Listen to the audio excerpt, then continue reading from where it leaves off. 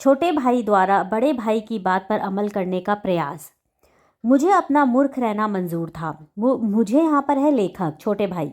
उनकी उतनी मेहनत से मुझे तो चक्कर आ जाता था, लेकिन घंटे 2 घंटे के बाद निराशा के बादल फट जाते और मैं इरादा करता कि आगे से खूब जी लगाकर पढ़ाई करूँगा। क्या करेगा? खूब जी लगाकर यानी मन लगाकर पढ़ाई करेगा, क्योंकि वो बड़े भाई साहब उसको इतना नसीहत दे रहे थे, इतना समझा रहे थे। उसके बाद में उसको लगता था कि मैं अब आगे से खूब जी लगाकर पढ़ाई करूँगा। चटपट एक टाइम टेबल बना डालता। तो आपने भी कभी टाइम टेबल बनाया ही होगा, तो बताइए कि आप टाइम टेबल को फॉलो करते हैं कि नहीं करते हैं। तो चटपट एक टाइम टेबल बना डाला, बिना पहले से नक्शा बनाए, बिना कोई स्कीम तैयार किए काम कैसे शुरू करूं। टाइम टेबल में मतलब कि कैसे शुरू करूं ना, बिना टाइम टेबल बनाए मैं पहले कैसे, बिना नक्शा बनाए बिना स्कीम बनाए मैं कोई काम कैसे शुरू करूं। इसलिए सब पढ़ाई करने से पहले मैंने स्कीम बना लिया, नक्शा बना लिया, यानी टाइम टेबल बना लिया।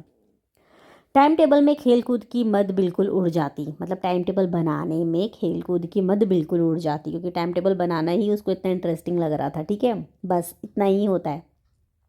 टाइम टेबल बनाना इंटरेस्टिंग लगता है, लेकिन उसमें अमल कर पाता है कि नहीं कर पाता है छोटे भाई, आइए जानते हैं। यहाँ लेखक टाइम टेबल को पालन क्यों नहीं कर पाया इसका वर्णन है। तो अब ये जो पैराग्राफ है उसमें वो टाइम टेबल का पालन क्यों नहीं कर पाया, टाइम टेबल को फॉलो क्यों नहीं कर पाया, इसके बारे में हम जानते हैं। ठीक है, लेकिन टाइम टेबल बना लेना अलग बात है, उस पर अमल करना दूसरी बात। टाइम टेबल बना लो अलग बात है, उस पर अमल करना दूसरी बात है। पहले ही दिन उसकी अवहेलना करना शुरू हो जाती। अवहेलना यानी कि वो बात को ना मानना, ठीक है, उसको फॉलो ना करना। मैदान की वह सुखद हरियाली, ग्राउंड का वो ग्रीन ग्रीन जो हरियाली होता है, हवा के हल्के हल्के झोंके, फुटबॉल की वह उछल कूद, कबड्डी के वह दांव घात, वॉलीबॉल की वह तेज़ी और फुर्ती मुझे अज्ञात और अनिवार्य रूप से खींच ले जाती, यानी इसको अट्रैक्ट कर लेता था छोटा भाई को। और वहाँ जाकर मैं सब कुछ भूल जाता, यानी टाइम टेबल को फॉलो करना है वो भूल जाता। वह जानलेवा टाइम टेबल, वह आँख फोड़ किताबें किसी की याद ना रहती, और भाई साहब को नसीहत और फजीयत का अवसर मिल जाता, यानी वह फिर खेलने चल जाता। टाइम टेबल फॉलो नहीं करता तो पढ़ाई नहीं करता, जब पढ़ाई नहीं करता तो बड़े भाई साहब क्या करेंगे, उसको नसीहत देंगे, उसका फजीहत करेंगे, उसको डांटेंगे, डांट फटकार लगाएंगे, लताड़ेंगे। तो इस तरीक़ा से बताया गया है। आइए आगे जानते हैं। बड़े भाई साहब के फेल होने पर छोटे भाई का व्यवहार परिवर्तन। जब लेखक समय सारणी का अनुसरण ना करने, यानी टाइम टेबल, समय सारणी यानी टाइम टेबल का अनुसरण यानी फॉलो ना कर कर खेल कर मैदान से वो वापस आता, तो लेखक भाई साहब की परछाई से भी डरकर भाग जाता था, यानी छोटा भाई बड़े भाई की परछाई से भी डरकर भाग जाता था। छोटा भाई बड़े भाई को भाई साहब बोल रहे, ठीक है। सालाना इम्तिहान हुआ, एनुअल एग्जामिनेशन हुआ, भाई साहब फेल हो गए और मैं पास हो गया, यानी ये पास हो गया और भाई साहब क्या हुआ, फेल हो गए और दर्जे में प्रथम आया, और जो छोटा भाई था वो फर्स्ट क्लास में पास हुआ। मेरे और उनके बीच केवल 2 साल का अंतर रह गया। जी में आया भाई साहब को आड़े हाथे लूं। आपकी वह घोर तपस्या क्या कहाँ गई, यानी कि आप जो इतना मुझे बोलते थे कि इतना पढ़ाई करना पड़ता है, इतने इतने मेहनत करना पड़ता है, इतना घंटा पढ़ना पड़ता है, तब भी जाकर मैं 2-2 3-3 साल एक ही क्लास में पढ़ा रहता हूँ, और तुम्हारी जो हालत है उससे तो तुम उम्र भर एक ही क्लास में पढ़े रहोगे। तो इसको ऐसा लगा कि मैं अभी उनको बात सुना कर आता हूँ, उसको ऐसा फील हुआ, ठीक है। भाई साहब का वह रोब मुझ पर ना रहा, लेकिन वो भाई साहब का रोब नहीं रहा, क्योंकि भाई साहब फेल हो गए। आज़ादी से खेल कूद में शरीक होने लगा, आज़ादी से वे खेल कूद करने लग गया, दिल मजबूत था, ठीक है। पर ये जो घोर तपस्या कहाँ गई, ये सब वो उसको बोला नहीं जाके बड़ा भाई को, क्योंकि उसका जो उतरा हुआ चेहरा देखकर वो फिर नहीं बोला उसको कुछ भी। अगर उन्होंने फिर मेरी फजीहत की तो साफ कह दूंगा, आपने अपना खून जलाकर कौन सा तीर मार लिया, मैं तो खेलते कुत्ते दर्जे में अव्वल आ गया। जबान से ये हेकड़ी जताने का साहस ना होने पर भी मेरे रंग ढंग से साफ जाहिर था, मतलब मुंह से तो नहीं बोला कि आपका ये सब करने से क्या हुआ, कौन सा आपने जो तीर मार लिया, कौन सा जो आप बहुत बड़े अव्वल आ गए और अव्वल तो मैं ही आया, इस टाइप से। तो ये ऐसे बोला तो नहीं मुंह से, लेकिन इसका जो रंग ढंग था, इसका जो बिहेवियर था, और जो वो सब चीज़ें जो था ना जो ये करता था, उसके बाद में क्लास में फर्स्ट आने के बाद में, फर्स्ट क्लास में पास होने के बाद में, तो साफ जाहिर होता था कि भाई साहब का वे आतंक मुझ पर नहीं रहा, कि भाई साहब से जो डरता था वो अब भाई साहब से वो इतना नहीं डर रहा था। छोटे भाई को घमंड ना करने की सलाह। भाई साहब वह यह समझ गए, उनकी सहज बुद्धि बड़ी तीव्र थी। और एक दिन जब मैं भोर का सारा समय गुल्ली डंडा की भेंट कर कर ठीक भोजन के समय लौटा, यानी कि सुबह सुबह का समय वो बाहर में खेल रहा था, गिल्ली डंडा खेल रहा था, ठीक है। जब छोटा भाई भोर का समय, सुबह का समय गिल्ली डंडा खेल कर सीधा भोजन के समय लौटा तो भाई साहब एकदम गुस्सा हो गए और तलवार खींच ली का मतलब हुआ कि उस पर टूट पड़े और उसको क्या बोले कि इस साल तो तुम पास हो गए और दर्जे में अव्वल आ गए, तो तुम्हें दिमाग हो गया है, यानी तुम अपने आप को बहुत इंटेलिजेंट समझने लग गए हो।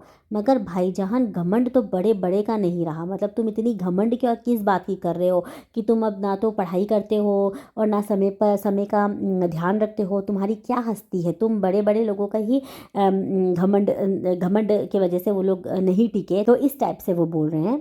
इतिहास में रावण का हाल तो पढ़ा ही होगा, यानी कि इतिहास में रावण का हाल तो पढ़ा ही होगा। उसके चरित्र, उसके कैरेक्टर से तुमने कौन संदेश लिया, मतलब क्या संदेश लिया, या यूं ही पढ़ गए या यूं ही पढ़ लिया। महज इम्तिहान पास कर लेना कोई चीज़ नहीं, केवल एग्ज़ाम क्लियर करना कोई बड़ी बात नहीं है। असल चीज़ है बुद्धि का विकास, असल चीज़ है कि हमारे दिमाग कितना डेवलप हो रहा है। जो कुछ पढ़ो उसका अभिप्राय समझो, जो पढ़ रहे हो उसका मीनिंग समझो। तो वो तुमको वो सब क्यों पढ़ाना चाह रहे हैं। रावण भूमंडल का स्वामी था, रावण चक्रवर्ती कहते थे उसको। आजकल अंग्रेजी के राज्यों का विस्तार बहुत बड़ा हुआ है, अंग्रेजों के राज्यों का मतलब कि ब्रिटिश लोग का बहुत विस्तार बढ़ा हुआ है, उन्हें चक्रवर्ती नहीं कह सकते। क्यों? क्योंकि संसार में अनेक राष्ट्र अंग्रेजों का आधिपत्य स्वीकार नहीं करते, बिल्कुल स्वाधीन है, क्योंकि बहुत सारे ऐसे लोग भी हैं जो उसका आधित्य उसको उस पर डिपेंडेंट नहीं है, वो इंडिपेंडेंट है। उन्हें शैतान और साहेरूम का उदाहरण भी दिया, तो बड़े भाई ने छोटे भाई को किसका, शैतान और साहेरूम का उदाहरण भी दिया। यहाँ भाई साहब अपनी कक्षा की कठिन पढ़ाई का वर्णन कर रहे हैं। यह समझ लो कि तुम अपनी मेहनत से नहीं पास हुए हो, अंधे के हाथ बटेर लग गई है। अंधे के हाथ बटेर लगना मुहावरे का अर्थ होता है बिना प्रयास बड़ी चीज़ पा लेना। मगर बटेर केवल एक बार हाथ लग सकती है, यानी कि अचानक से लक्की एक बार हो सकते हैं, बार बार नहीं लग सकती। कभी कभी गुल्ली डंडे में भी अंधा चोट निशाना पड़ जाता है, इससे कोई सफल खिलाड़ी नहीं हो जाता। बोलते हैं कि इतना लक, कभी कभी लक इतना साथ दे देता है कि जो गुल्ली डंडा होता है ना उसमें भी अंधा चोट निशाना लग जाता है। अंधा चोट निशाना का मतलब होता है अनजाने में सही निशाना लग जाता है। यहाँ भाई साहब अपनी कक्षा की कठिन पढ़ाई का वर्णन कर रहे हैं। मेरे फेल होने पर मत जाओ, मेरे दर्जे में आओगे तो दांतों पसीना आ जाएगा। दांतों पसीना आ जाना मुहावरे का अर्थ होता है बहुत मेहनत करना। जब अलजेब्रा और ज्योमेट्री के लोहे के चने चबाने पड़ेंगे और इंग्लिस्तान का इतिहास पढ़ना पड़ेगा, लोहे के चने चबाना यानी कठोर परिश्रम करना। तो वो उसको बता रहे हैं कि किस तरीक़ा से कठिन पढ़ाई करनी पड़ती है। जब मेरे क्लास में आ जाओगे तब पता चलेगा। देखो पहले तो इन लोगों के जो क्लास थे उसमें 3 साल का गैप था ना, अब 2 साल का गैप रह जाएगा, ठीक है, क्योंकि वो अभी प्रथम आया ना। अब इसके बाद देखते क्या होता है। बादशाहों के नाम याद रखना कोई आसान नहीं, 8 हेनरी ही गुजरे हैं, यानी हेनरी 1, हेनरी 2, हेनरी 8 ऐसे करके बता रहे हैं।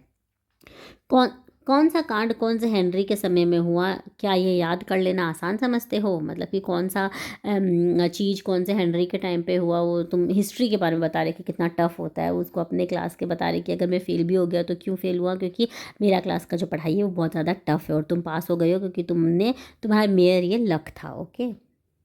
वर्तमान शिक्षा प्रणाली पर व्यंग। इतिहास।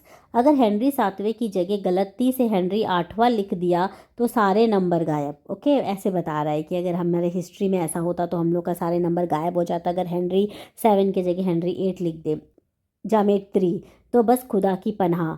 अबजा की जगह अजबा लिख दिया तो सारे नंबर कट गए। दाल भात रोटी खाए या भात दाल रोटी, इसमें क्या फ़र्क है, मगर परीक्षकों को इससे क्या मतलब, यानी एग्जामिनर लोग को क्या मतलब। जैसे समझ लो कि एग्जाम्पल की तरह, जैसे ABC, जैसे हम लोग ट्राइंगल बनाते हैं ABC लिखते हैं, या फिर उसमें ABC की जगह CAB लिख देंगे तो उसमें मार्क कट जाता है ना। तो वही बोल रहे हैं कि तो फिर दाल भात रोटी खाए या भात दाल रोटी, तो उसमें क्या फ़र्क पड़ता है, ये ऐसे बोल रहे हैं। ठीक है। गणित। इस रेखा पर ये लंब गिरा दो तो आधार लंब से दुगना हो जाएगा। डायमीटर के बारे में बता रहे हैं, रेडियस का, ठीक है, तो वो उसका डबल कर दो तो वो डायमीटर हो जाता है ना, इसीलिए। हिंदी। समय की पाबंदी पर एक निबंध लिखो जो 4 पन्ने से कम ना हो, मतलब सब सब्जेक्ट का बता दिया, सब सब्जेक्ट में प्रॉब्लम है ना, उस बता दिया सब में।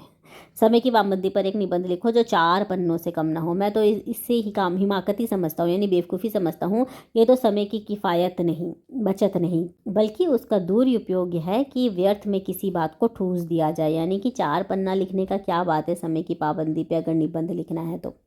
वो तो बस ये वही सब सही मानते हैं जो पुस्तकों में लिखा होता है, यानी परीक्षकों का लिए बोल रहे हैं। वे तो बस यही चाहते हैं कि लड़के एक एक अक्षर रट डाले, और इसी रटत प्रणाली को शिक्षा का नाम दे दिया गया है। मतलब बोल रहे हैं कि खाली रोट लर्निंग को शिक्षा का नाम दे दिया गया है। ये वर्तमान शिक्षा प्रणाली पर व्यंग है, ठीक है। भाई साहब का मानना था कि यह शिक्षा प्रणाली बच्चों को तेज दौड़ने को भी कहती है और धीरे भी। अब ऐसी अजीब बात कैसे हो सकती है? छोटा बच्चा भी ये बात समझ सकता है, लेकिन इन अध्यापकों को इतनी भी सही गलत की पहचान नहीं है और ऊपर से दावा करते हैं कि वे अध्यापक हैं। इसलिए बड़े भाई साहब कहते हैं कि उनका कहना माने। वे बहुत बार फेल हुए हैं, लेकिन लेखक से बड़े हैं और संसार का लेखक से ज़्यादा अनुभव है। मतलब संसार के बारे में लेखक ज़्यादा जानते हैं, लेखक से ज़्यादा जानते हैं बड़े भाई साहब ना, एक्सपीरियंस होल्डर है वो, ऐसा बोलना चाह रहे हैं। बड़े भाई साहब कहते हैं कि वे जो कुछ समझा रहे हैं उन्हें समझ जाना चाहिए, नहीं तो वे पछताएंगे। देखो ठीक है, अब फिर सालाना इम्तिहान हुआ, यानी फिर एनुअल एग्ज़ाम हुआ और कुछ ऐसा संयोग हुआ, ऐसा कोइंसिडेंस हुआ कि मैं फिर पास हो गया, यानी लेखक फिर पास हो गया और भाई साहब फिर फेल हो गए।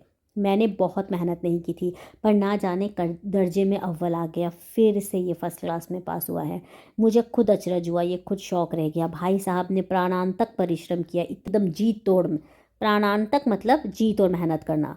कोर्स का एक एक शब्द चाट गए थे, मगर बेचारे फेल हो गए। मुझे इन पर दया आती थी। नतीजा सुनाया गया तो वे रो पड़े और मैं भी रोने लगा। मतलब बड़े भाई साहब रोने लगे और ये भी, लेखक भी रोने लगा। अपने पास होने की खुशी आधी हो गई, अपने पास होने की खुशी इनकी आधी हो गई। भाई साहब के प्रति सहानुभूति। लेखक और भाई साहब के बीच अब केवल एक ही कक्षा का, पहले 3 था, फिर एग्ज़ाम हुआ, फेल हो गए, तो फिर अब 2 रह गया था, अब फिर एग्ज़ाम हुआ, ठीक है। अब तो क्या हो गया, लोग दोनों के कक्षा के अंतर क्या हो गया, सिर्फ 1 क्लास का डिफरेंस रह गया। उस उसके मन में एक बुरा विचार आया कि देखो अब छोटा भाई साहब कितना बदमाश है, मतलब नॉटी है, कि उसके मन में एक विचार आया कि अगर भाई साहब एक बार और कक्षा में फ़ेल हो जाए तो वो बड़े भाई साहब एक ही कक्षा में होंगे, बताओ, ठीक है। तब तो वो उसे किसी भी आधार पर नहीं डांट सकते कि, और ना ही उसकी बेइज्जती कर सकते हैं, ऐसा मन में सोचा। लेकिन लेखक ने इतने बुरे विचार को अपने मन से बलपूर्वक निकाल दिया कि नहीं नहीं, ऐसा नहीं सोचना चाहिए, है ना। क्योंकि लेखक को भी ये पता था कि भाई साहब उसे उसकी ही भलाई के लिए डांटते हैं। उस समय उसे ज़रूर बुरा लगता है, लेकिन वह जानता है कि वह उनके ही उपदेशों और डांट का नतीजा है कि वह फटाफट पास हो रहा है, वो भी इतने अच्छे नंबरों से। अब भाई साहब बहुत कुछ नरम पड़ गए थे, 2 साल फेल हो गए, इसीलिए ना मेरी स्वतंत्रता भी बढ़ी, ठीक है। मैं उनकी सहिष्णुता का लाभ उठाने लगा। मतलब कि अब स्वतंत्रता उसको हो गया, स्वतंत्रता यानी स्वतंत्र के रूप में वो खेलता कूदता था। अब सहिष्णुता यानी सहनशीलता, वो सहनशील हो गए, थोड़े से फेल हो गए तो अब वो उतना कुछ नहीं बोलते थे जितना पहले बोलते थे। तो अब ये भी थोड़ा ज़्यादा फ़ायदा उठाने लग गया उस चीज़ का। मुझे कनकौवे उड़ाने का नया शौक़ पैदा हो गया। अब इसको काइट फ्लाइंग, पतंग उड़ाने का नया शौक़ पैदा हो गया और अब सारा समय पतंगबाजी की ही भेंट हो जाता था। पहले गिल्ली डंडा खेलते रहता था और अब दिन भर पतंग उड़ाते रहता है, ठीक है। यहाँ भाई साहब छोटे भाई के पतंग के पीछे भागने को बेवकूफ़ी बता रहे हैं। देखो अब क्या होता है, ठीक है। इन बेकार के लड़कों के साथ तुम बेकार के पतंग को पकड़ने के लिए दौड़ते हुए शर्म नहीं आती? तुम्हें इसका भी कोई फ़र्क नहीं पड़ता कि अब तुम छोटी कक्षा में नहीं हो, बल्कि अब तुम 8वीं कक्षा में हो गए हो, है ना। वो तो 9वीं में था ना बड़ा भाई, अब ये छोटा भाई किस में आ गया, 8वीं में आ गया है और मुझसे सिर्फ 1 कक्षा पीछे पढ़ते हो। आखिर आदमी का थोड़ा तो अपनी पदवी के बारे में सोचना चाहिए, यानी बड़े जमात में आ गए हो तुम। समझ किताबें पढ़ लेने से, मतलब वही उसको बोल रहा है कि वापस से डांट रहा है कि किताब पढ़ लेने से नहीं आती है समझ, जो समझदारी होती है, बल्कि दुनिया देखने से आती है। यहाँ भाई साहब तजुर्बे के महत्व को समझा रहे हैं, यानी एक्सपीरियंस के महत्व को समझा रहे हैं। बड़े भाई साहब लेखक को उदाहरण देते हुए कहते हैं कि अपने हेडमास्टर साहब को ही देखो। दादा ने अपनी उम्र का बड़ा हिस्सा इज्जत और अच्छे कामों को करते हुए जिया है और परिवार का पालन किया है, जिसमें 9 व्यक्ति हुआ करते थे, है ना। बड़े भाई साहब के प्रति श्रद्धा। अब कैसे हुआ बड़े भाई साहब के प्रति श्रद्धा? लेखक भाई साहब को इस समझाने की नई योजना के कारण उनके सामने सर झुकाकर खड़ा था। ये हमेशा इज्जत ही करता था। आज लेखक को सचमुच अपने छोटे होने का एहसास हो रहा था, न केवल उम्र में बल्कि मन से भी। और उसके मन में भाई साहब के प्रति इज्जत और भी बढ़ गई थी, क्योंकि वो इतना अच्छा से समझाया ना। लेखक ने उनके प्रश्नों का उत्तर दिया, मतलब अपने घर के बारे में, हेडमास्टर के बारे में उन्होंने समझाया था ना, इसीलिए तो उसको ख़राब फील हुआ कि मेरा बड़ा भाई है और मैं उनके बारे में इतना बुरा सोचता हूँ। मतलब बदमाशी तो करता ही है ना ये, और फिर उनके बारे में भी ऐसे सोच लिया था कि अरे वो तो अब फेल हो गए हैं, तो इनका ये तो बहुत ज़्यादा उसका फ़ायदा उठाने लग गए थे, दिन भर ही बाहर रहना, पतंगबाजी करना। तो अब उसको, जब उसके बड़े भाई ने इस तरीक़े से समझाया कि एक्सपीरियंस बड़ा चीज़ होता है, तो उसको मन में ख़राब लगा, ठीक है। लेखक ने उनके प्रश्नों का उत्तर नम आँखों से दिया और उसे महसूस हुआ, भाई साहब जो कुछ कह रहे हैं वह बिल्कुल सही है और उनको ये सब कहने का हक भी है। इत्तेफाक से उसी समय कटी हुई पतंग लेखक के ऊपर से गुजरी। उसकी डोर कटी हुई थी, वो लटक रही थी। लड़कों का एक झुंड उसके पीछे पीछे दौड़ रहा था। भाई साहब लंबे तो थे ही, उन्होंने उछल कर डोर पकड़ ली और बिना सोचे समझे हॉस्टल की ओर दौड़े और लेखक भी उनके पीछे पीछे दौड़ रहा था। देखो, बड़े भाई साहब के ऊपर से जब पतंग जब वो टूट कर ऊपर से जब गुजर रही थी, तो बड़े भाई साहब जब लंबे ही थे तो वो उन्होंने पतंग को पकड़ा और वो दौड़ते दौड़ते हॉस्टल की तरफ दौड़े। देखो, बड़े भाई साहब भी तो अभी क्लास 9 में ही थे ना, समझो 14 ईयर्स के थे, तो बचपना तो उनके ही मन में था ना, लेकिन उनके छोटे भाई सही राह में चले इसलिए वो उसको दबा के रखे हुए थे।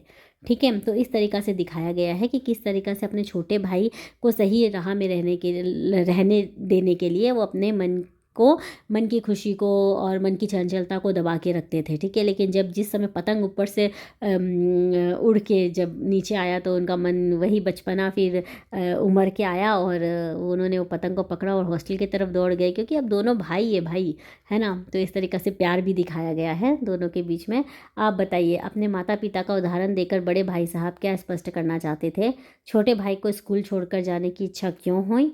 छोटे भाई के मन में बड़े भाई से के प्रति श्रद्धा कब उत्पन्न हुई? जीवन में शिक्षा के साथ साथ खेलकूद भी महत्व रखता है, कैसे? इन सवालों का जवाब आप ज़रूर कमेंट सेक्शन में दीजिए। Thank you so much for watching.